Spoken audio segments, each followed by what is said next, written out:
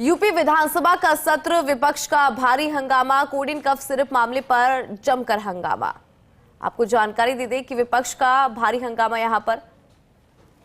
चलिए प्लीज चलिए प्लीज मैं आपका नियम 56 लूंगा। आप उसके ऊपर आप अपनी बात कहिएगा ना, आपको बात कहने का अवसर है, बैठ जाओ आप कहिएगा। चलिए प्लीज चलिए चलो।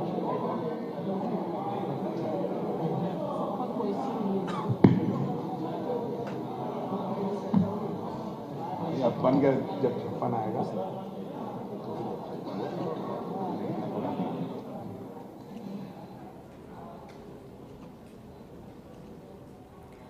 तो देखिए, विपक्ष का भारी हंगामा, आपको जानकारी दे दें यहां पर कोडिन कफ सिरप मामले पर हंगामे की तस्वीर। ये महत्वपूर्ण जानकारी। यूपी विधानसभा की बात करें तो यूपी विधानसभा का सत्र और इसमें भारी हंगामा। समरपाल जी हैं, पूछिए अनुपूरक।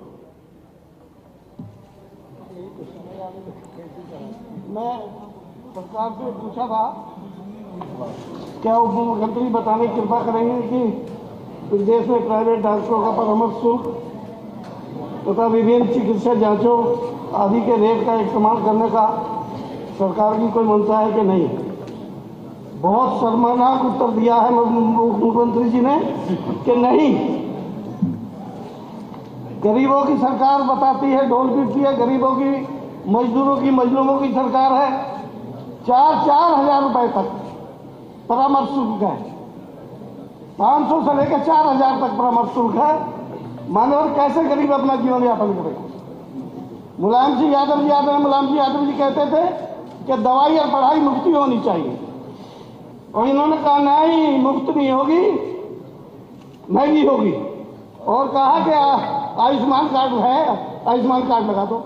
मान्यवर के आयुष्मान कार्ड लगता है, परामर्श शुल्क में हमें बता दे, अगर मुख्यमंत्री जी बता दे कहीं लगाओ इनका, तो कहीं परामर्श शुल्क में नहीं लगता आयुष्मान कार्ड।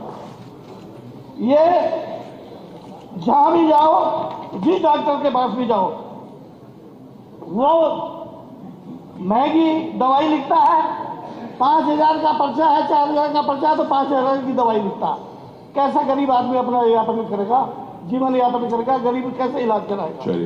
जितने डॉक्टर हैं प्रदेश में, सरकारी भी, वो भी अपने घरों पर डॉक्टर देखते हैं, और वो अस्पतालों में कह देते हैं कि मेरे घर पे आइए, फला जगह क्लिनिक है, उसका कार्ड दे देते हैं कि जाइए मेरे घर पे आइए, मुझे दिखाइए।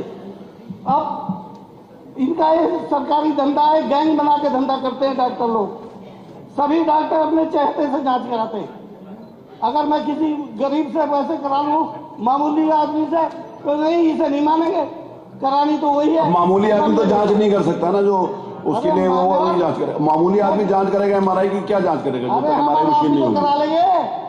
कुछ लोग ऐसे हैं तो डॉक्टर ही करेगा। अस्पतालों में अपने मर रहे हैं भूखे प्यासे, न दवाई है न कुछ है।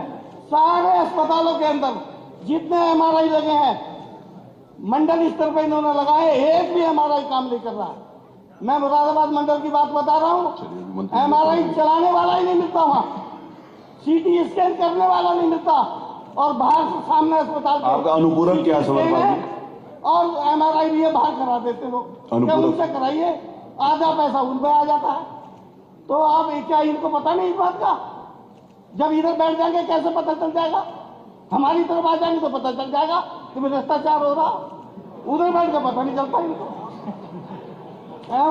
जब आप इधर बैठे थे तब आपको नहीं पता था?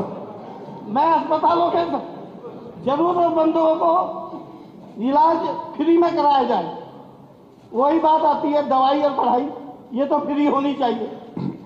और मैं कहना चाहूंगा माननीय मंत्री जी, कुछ शर्म करो गरीबों के हिसाब में।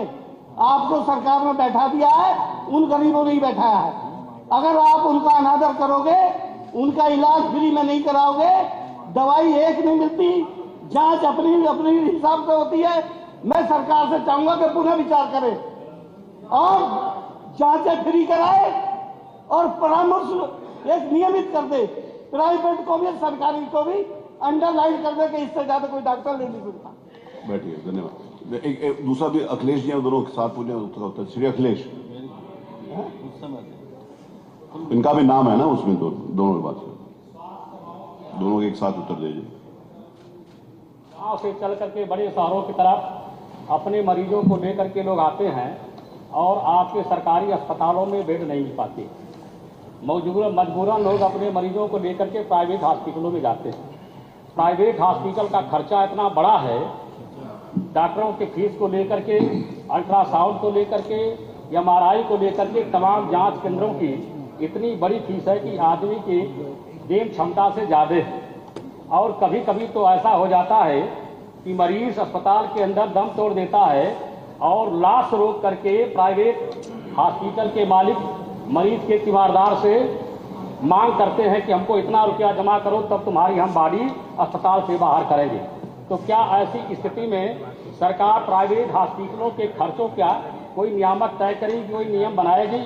डॉक्टरों की फीस से लेकर के जांच केंद्रों तक का कोई नियम कानून बनाएगी ताकि उसके तहत लोगों को उसका लाभ मिल सके, वरना स्वास्थ्य सेवाओं को नहीं सुधारा जा सकता। इसलिए हम आपसे पूछना चाहते हैं।